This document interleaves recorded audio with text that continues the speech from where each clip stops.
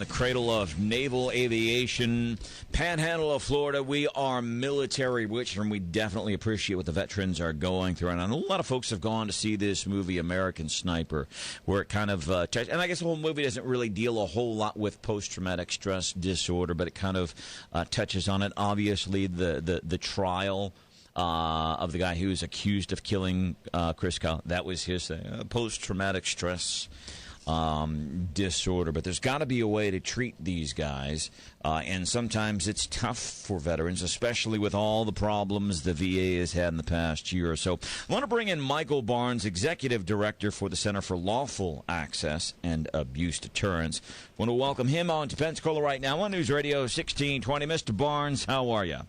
I'm well. Pleased to join you. Well, I'm glad you could be here.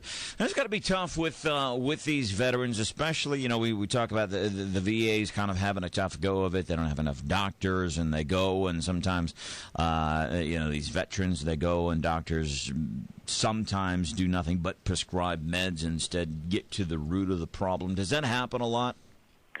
There's a big problem of the veterans not being able to access the physicians in the first place, and then if they do, they're not getting the right amount of time or the right type of care.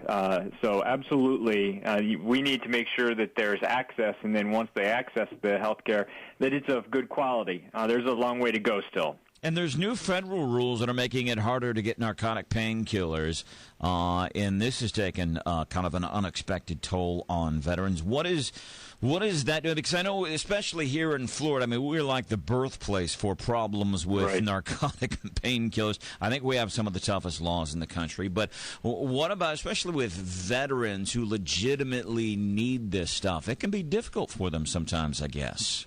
It is especially difficult for veterans who need medications that are controlled substances, especially given that the medications are hard to obtain in most cases, but also because veterans have the tough time getting access to the care providers in the first place. But the DEA implemented new rules last summer that make it more difficult to get certain pain reliever medications like Vicodin. They made the scheduling of those medications a higher level so that now veterans are required to go to the doctor more often, typically once a month, and it's not possible to get an appointment that frequently. So they're having to go without the medications that they need to control pain, missing limbs and other severe injuries.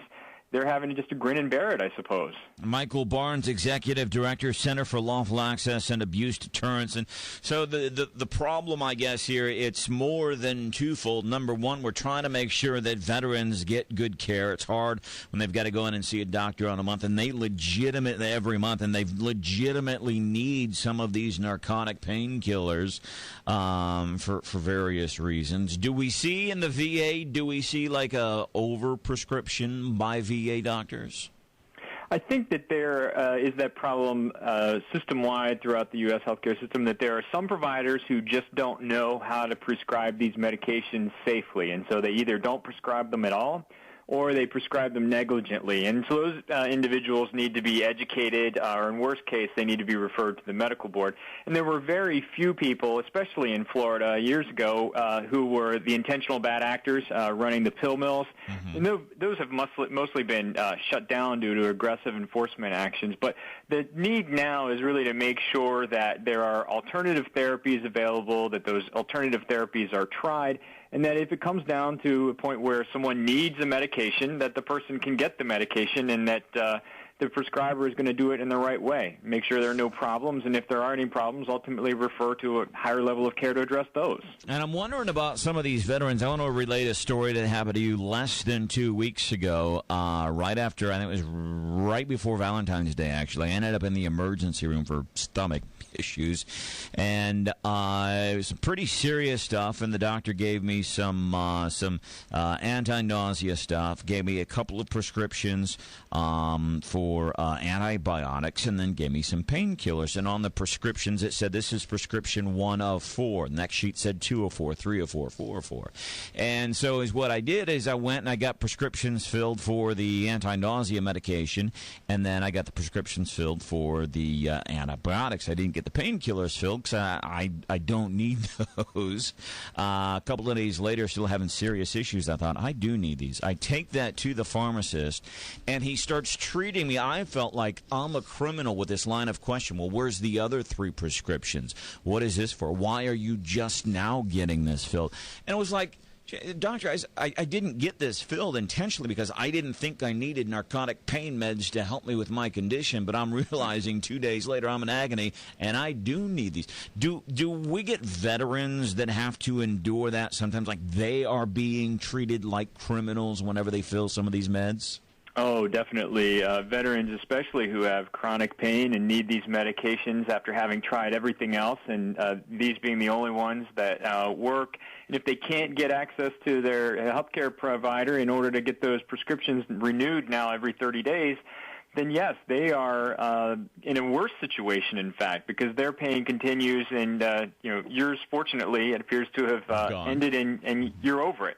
But they'll likely have it for a long time to come, and this is a system that is broken, is probably going to take a decent amount of time to fix.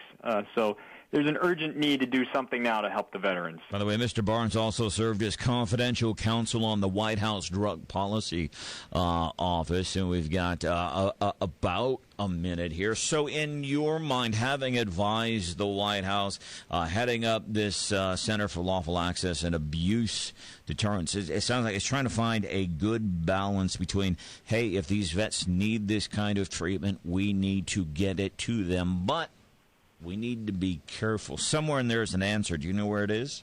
Yes, it's just that as you evaluate any policy, you look for compassion on both sides of the prescription drug abuse issue. You want to make sure that people who have addictions get care. You want to make sure not to cause those problems in people who don't have addictions. But then those who need the medications, you got to have compassion for them and make sure that whatever you're doing doesn't harm those individuals either. Yeah, and that can be tough sometimes. Michael Barnes, Executive Director, Center for Lawful Access and Abuse Deterrence, talking about what we can do for our veterans and some of the issues they're having with narcotic painkillers, whether it's addiction, whether it's the difficulty in getting them, whether it's the difficulty now because of new federal laws that basically says you have to go to a doctor every single month to get your prescription filled. There's some challenges that need to be overcome. Somewhere in there is an answer. And Michael Barnes, I appreciate you working on that for our vets, as do all the vets here along the Florida Panhandle.